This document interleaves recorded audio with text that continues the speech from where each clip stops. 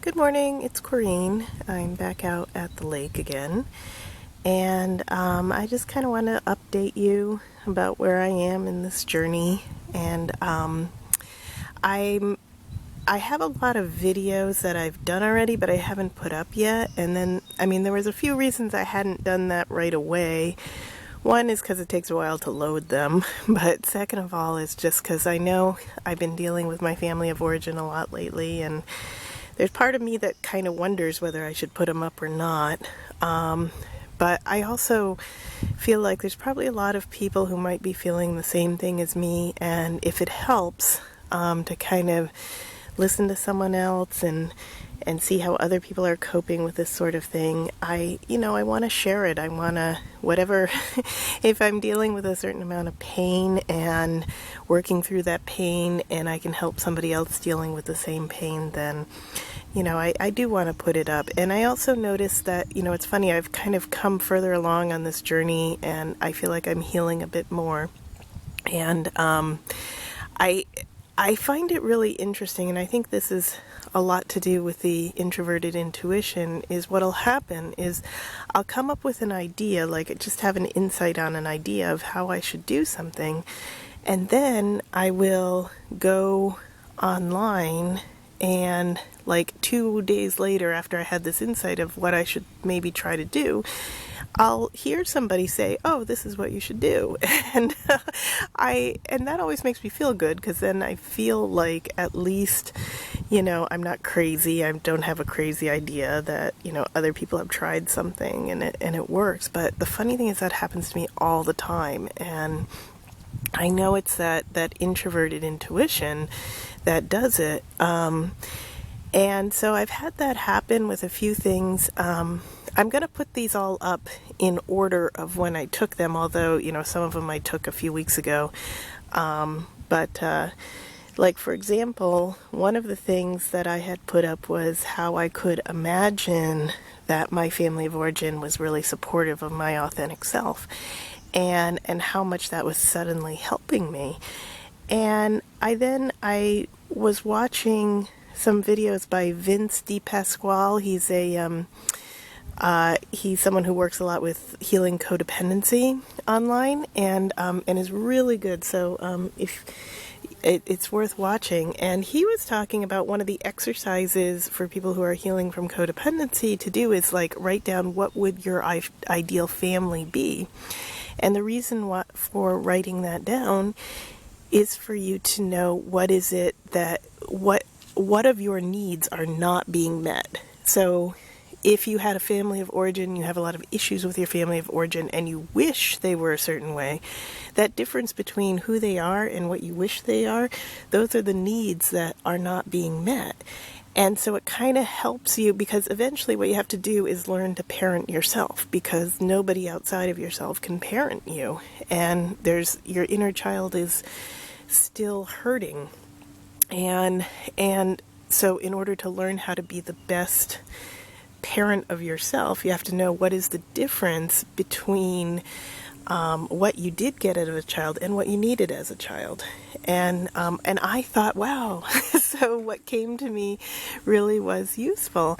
And then recently I just found this book. I believe the last name of the author is Pollard, Pollard, and it's called Self-Parenting. And I think the original book was written way back in 1987, and it talks about how we all need to be our own parent for our inner child, and really getting to know who is the parent inside of our head and who is the inner child, because the parent is we need, like, normally we're programmed to have the parent that was our parent of origin, and that is the programming in our head.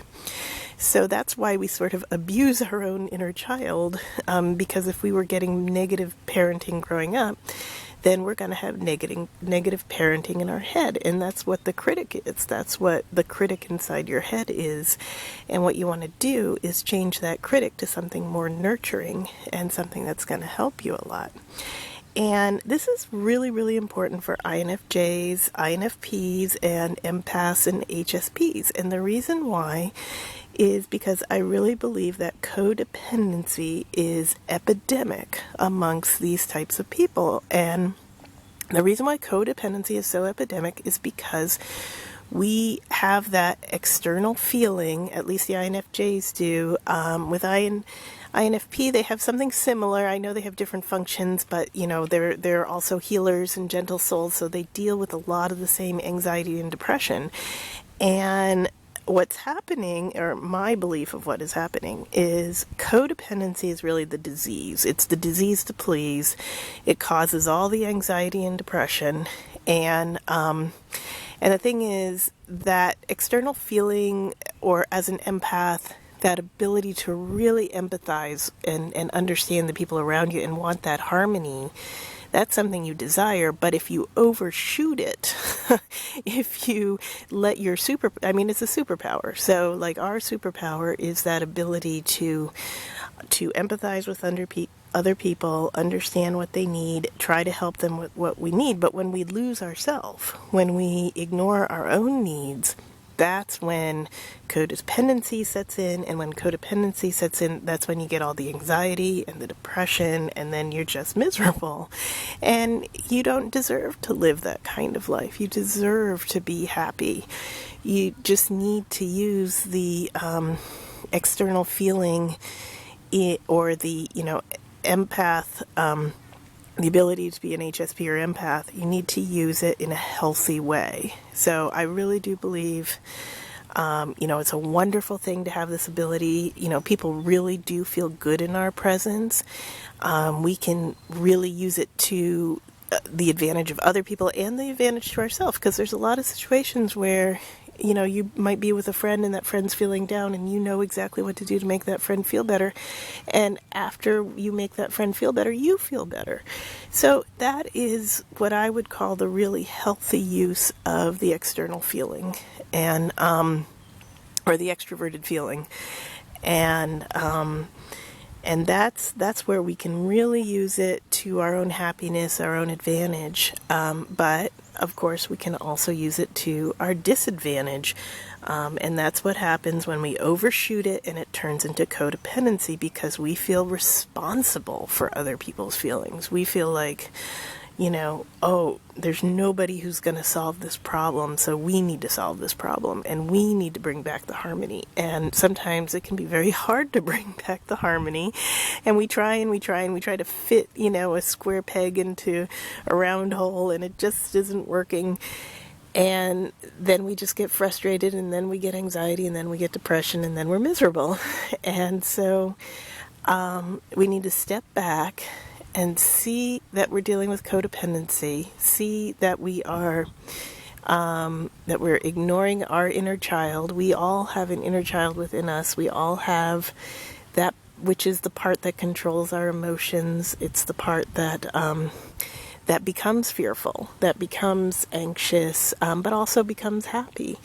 So we have to learn to parent ourselves and to realize who is the parent that we need. We need the parent that is the ideal parent. To stop and think about who would be if our own parents, if they put a lot of negativity into your programming, you need to flip that and you need to idealize a parent that would give you positive programming, and start practicing that parent and start talking to that child. And if your experience with your family of origin was so negative that you just have to idealize who you would want them to be around you, then just use that power of imagination to idealize that. And because all this is happening within your own head, nobody else is going to change. You can try all you want, but you can't change another personality. And the best thing you can do is just give up on that, try to be nice to people, but just really, really work on yourself, because you guys are amazing, amazing people. We go through a lot, we see a lot, we feel a lot. We know so much more than the other personality types. And instead of getting frustrated and upset and anxious and depressed, we really just need to work on ourselves and work on loving that inner child, work on creating an inner self-parent. So I just want to say things are going better, and I hope you have a wonderful day. Love you all. Bye.